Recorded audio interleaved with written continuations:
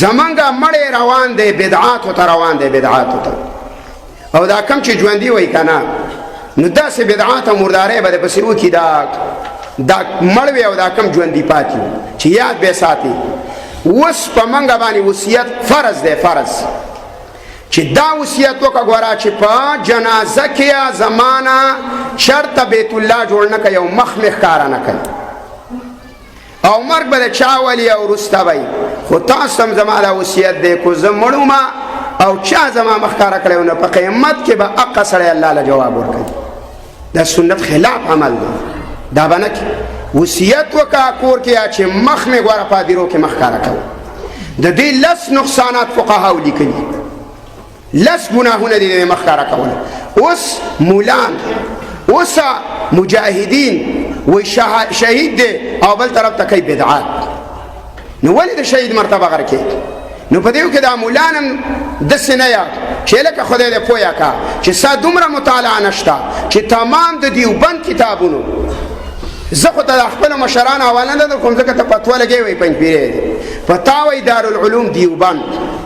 فتاوی زکریا احسن الفتاوا دارنګه فتاوا دا اشرف علی نویر مولا امداد الفتاوا تمام لیکلی تمام په قبر باندې جاندان الاول صریح بدعت دی ستا په قبر باندې جاندې ولاړی کم شهید باندې ولاړ تا جاندې نه لیکلی ته خلکو اصلاح کې کو د بدعات خوري تا د مجاهد نه خیر خوري کو تا خلکو له بدعات او طریقه ورکړي دا بدعت د جاندان الاول دویم د قبر خواته ما سیوا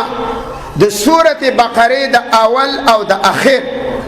د دې آیاتونو نه ما سیوا ویل او دعا مختصر د دین ما سیوا نظمونه ویل یا ته غونډه کول یا ذکرونه کول یا تلاوت له حلقې جوړول صریح بدعت دا د الله د پیغمبر دشمنی دا وګورئ ستاسو فیسبوک کې ډکې ستاسو مړي او جنازې دقه کې مبتلا ټول په دې کې اخته دي ښه خلافونه خورول ای د لا اله الا الله کلمات یې لیکلي دي وروره خوره او بیا دا مولانم دا نه وایي چې لکه د دې مړي شل میټه مخکې جنازه راوباسي دا ته کوم اسلام کې راوستي جنازه اوس تیاره ده کم سړی ولې جنازه مخکې راوباسئ مخکې جنازه مه راوباسه 2 منټه مې باندې تا ته بره چې زه پکې جنازګاه له شم رسولی جنازه راوباسه جنازه وکړئ او زر یې ویسئ د الله پیغمبر وایي سړی دینداره دی ولې م لیټ کړی دی پرېږدئ چې خپلو نعمتونو له لاړ شي او که دا سړی ناکاره دی نو دا کندې دا ولې ته د الله پیغمبر وایي وزګار کوي بوج دی په مسلمانانو باندې د بهرحاله ګوره دا به مهرباني وکړي چې د دې جنازو نه دا بدعات لرې کړي څلورم بدعت عکاسي ده په جنازو کې جنازه ورته ایښي او کله ولا شونډه داسې کړی او کله ولا په سر کې ګلونه ایښي او پړق او پړق یې پې شروع کړی دا حال دی ستا دا خو ته بت پرستي کې او بیا هره ورځ چې اختر راځه تصویر شایع کوه یا په کومه ورځ چې شهید دی په تاریخه یا په هغه مړ دی هغه مناوه دا کارونه دا خو چا کړي د الله بنده دا بدعت دا رسومات دا به ابولهب دلې کول غلافونه به مشرکینو په قبرونو کې ښودل جانډه به د مکې مشرکینو په قبر نه الاوله دا تیلی شیشه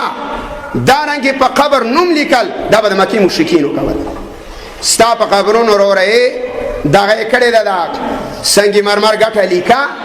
او پلانې مرحومه په پلانې تاریخه او په پلانې او پلانې باندې او په دغه باندې لاړ دته په کوم کتاب کې لیدلي ما خواله یو هلک رالی ناغه اهل حدیث سره تعلق ساتي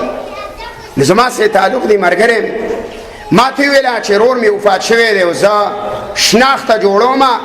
او په دې شناخته باندې د سنگ مرمر دا نوم لیکم د فلار او تاریخ ما ورته ویله چې د دې شناخت لیکل او دا سنگ مرمر ګټه پې نالول تمام علما وی بدعت نو بیا مې ورسره ګپ ولګاو ما چې ته د حدیث حضرات سره تعلق ساتي او د عوام مولان د پوس نو ما څه وی چې زما اعتماد ستا خو لرال نو مال چې خو خلاف سنت عمل تا نشم در خوستی ګوره تاسو د علماو وګورئ چې د کم قبر نه جنګلۍ تاوه ده ناغی ګوره دا بورډ باندې لرې ورته نوم لیکلی د پهچان دپاره او دا خبره مې زده کوي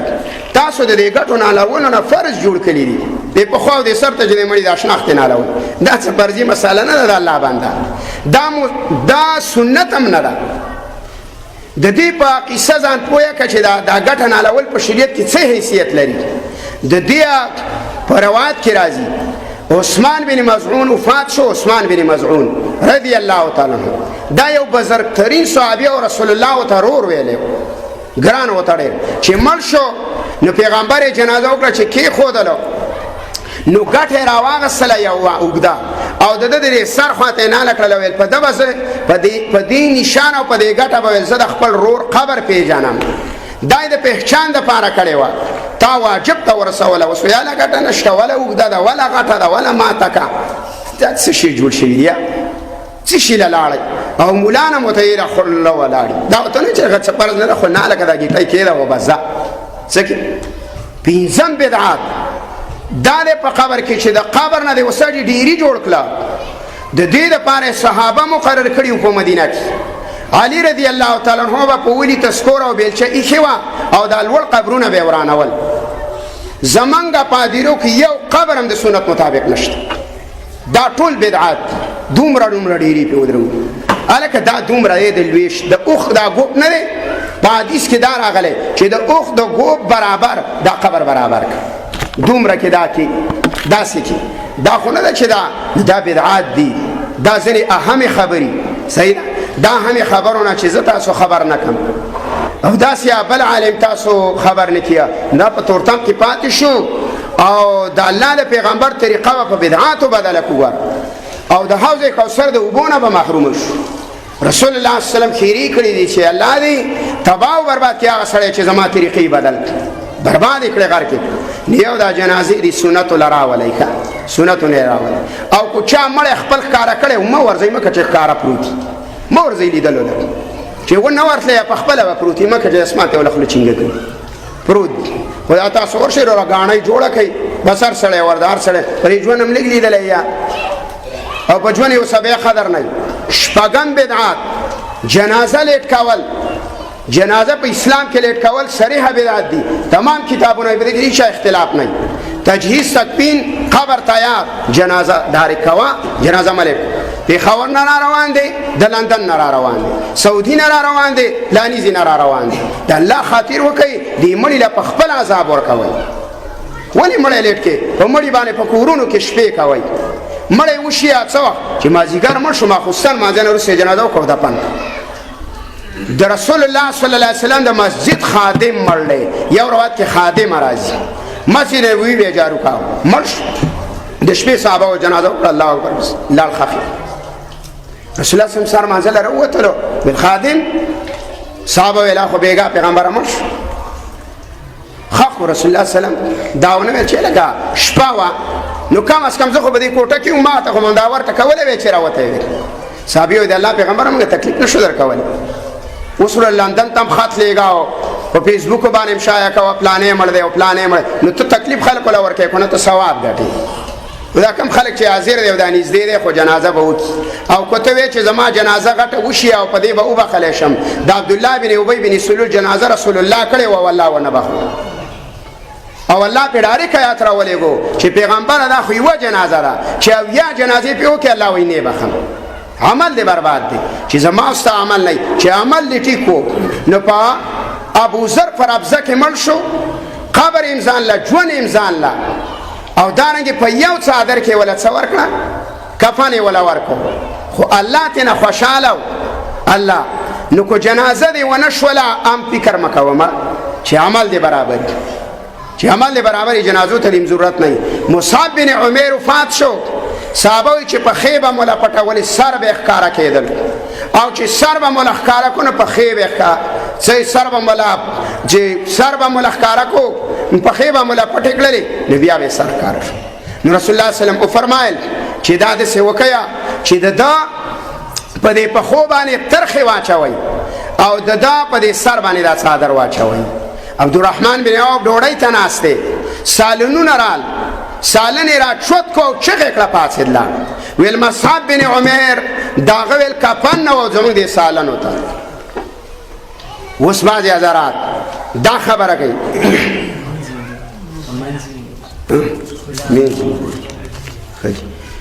نو ګوره چې تاسو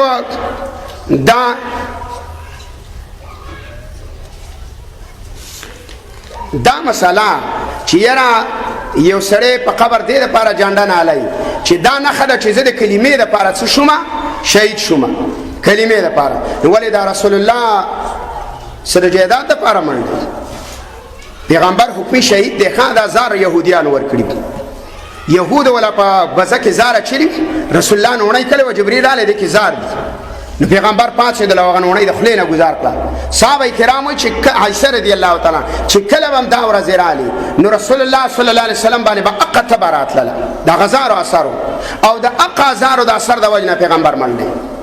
دا حکمی شهید دی صحابه کرام فقهای کرام دا وایي. نو دا خبره نو ولې دا حمزه په احد کې چې پراته دي او دا ټوکړي ټوکړي شو او جلیبی رضی الله عنه چې د واده په شپه تلی دی او غسیل الملائکه حنزله دا ولې دا چې د جیداد دپاره مړه دغه کېدل که نه هر جیداد لپاره جنګېدل او ته د الهي کلمت الله لپاره جنګېږي نو په هغه باندې جانډه نه ده ځکه هغه د کلي دپاره جنګېدل ځمکې ته چا نیولې وي او تاسو د الله لپاره جنګېږئ کلمه پرې نالوئ.